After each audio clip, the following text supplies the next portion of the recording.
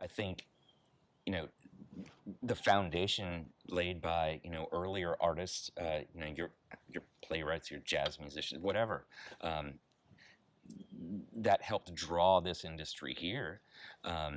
But I think it's always been a hotbed of creativity, and why shouldn't it continue to be? It makes perfect sense. There's nothing incongruous about, it now being, you know, the center or one of the centers of, this industry, because it's all about, the creative personality, and this has always been a welcoming place for that. New Orleanians love to watch these programs and criticize them, and but I mean they enjoy sort of seeing themselves on the big screen and trying to debate whether somebody got it right or not. And I think I guess I would say they're getting it a little more right than they used to, probably by virtue of having actually some of these people have spent some time here, whereas before it was just a fictional place to them. And a lot of times, probably they weren't even filming on location. They were just making a movie that had a scene set in New Orleans, and they had no idea what the place was like. There's not many industries where people come together and then work so long for such a brief period of time, but they get to know each other so well, and it feels like a family. It feels like something much bigger than it is. And then, of course, they all separate and go on to something else. But during that time frame, most people might see a good friend for a few hours of a week, if they're lucky, for a year or maybe 10 years. But during that period, people are seeing each other for 8 to 14 hours a day, solidly every day for 6 days a week or whatever the schedule is, for a month on a big show, 6 months or a year. They're getting to know these people like the back of their hand. They're getting to know these people when they're under strain, when they're stressed, when they're cold, when someone's died, when someone is happy, when someone is sad. And that really brings people very close together, and they're sharing an experience, and that experience is they're trying to make this thing that they hope is going to be really extraordinary, and that brings people together. That makes them forge very, very firm bonds and make really unique friendships and relationships. And I think that's what's so exciting about film, and anyone who's had a piece of that gets addicted to it. That's the crack of filmmaking. And I think if people can get back to that rationale, that reasoning, that sensibility, and if they can focus on that, then that's what gives you true sustainability, because then you start looking for things that are long term, not short term. You're not looking at just what am I being paid today or what am I being paid this month. It's actually, what do I really want to achieve this year or this 10 years or this 5 years or whatever is appropriate to age, status, time frame, whatever else, knowledge, experience. And then people get back to why they first came here, why they first came to filming, why they first moved to Louisiana or stayed in Louisiana or started making films in Louisiana or changed careers in Louisiana or whatever it is. But they don't normally do it just for the cash. If they do, they're going to be sorely disappointed. But again, as artists and as filmmakers, we sort of, I feel that, especially right now, where I just feel like the world just feels like it's on fire. I mean, there's so many things that are happening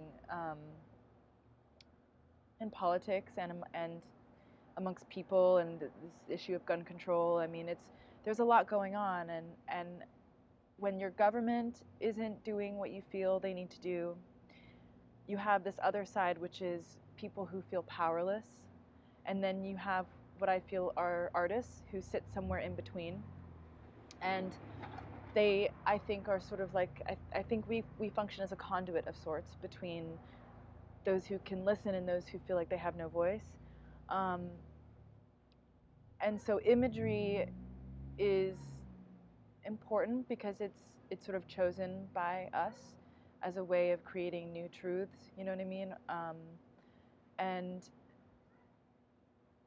it's also connected then to whose truth is being kind of given the loudest voice or the biggest platform, and that sort of becomes political all over again. It was a scary point, Katrina and just after Katrina, but we got so much wonderful support from the entertainment industry, just people saying not only, is it worth it for us to go to Louisiana? But we want to be in Louisiana, and so it kept a lot of us in this industry. We were able to stay here when a lot of our friends and family, because they were in different industries that just disappeared after the storm, a lot of us were able to stay, and that was great. And then it's grown from there. And what I'm hoping happens in the next 10 years, while tax incentives hopefully become irrelevant and not a discussion, and there's still production in Louisiana, is that investors recognize, and both local and externally, and recognize that this is a place where investing in creative culture yields high value, right? That the stories that come out of here and the people, the talent that come out of here are going to deliver and using very, gross business terms, like the content assets that make money. And I think we will. I mean, there's a reason everybody's moving here. We are in the Bywater right now. We jokingly call it Brooklyn South. Like, this is the hottest neighborhood in New Orleans, and people are coming here because they want that thing. And so we can give it to them. We now have the resources to give it to them, and I want more of those resources here because I want Louisianans to benefit. I think I'm just glad I was part of change, and that's kind of how I look at it. I didn't like the fact that I had to go to Los Angeles to work, although I love LA. I liked being home, and ultimately when I had kids, it was a lot easier finding babysitters with your family in New Orleans. So I like that fact that I did something positive along with a lot of people. Just that, I think I'm still here because I'm really interested in the stories that are here, and in the South, and I'm interested in, as an American, I'm interested in our history. And the South is sort of it's a certain kind of beginning of our country that's still, I think, very present, very visible, very attainable.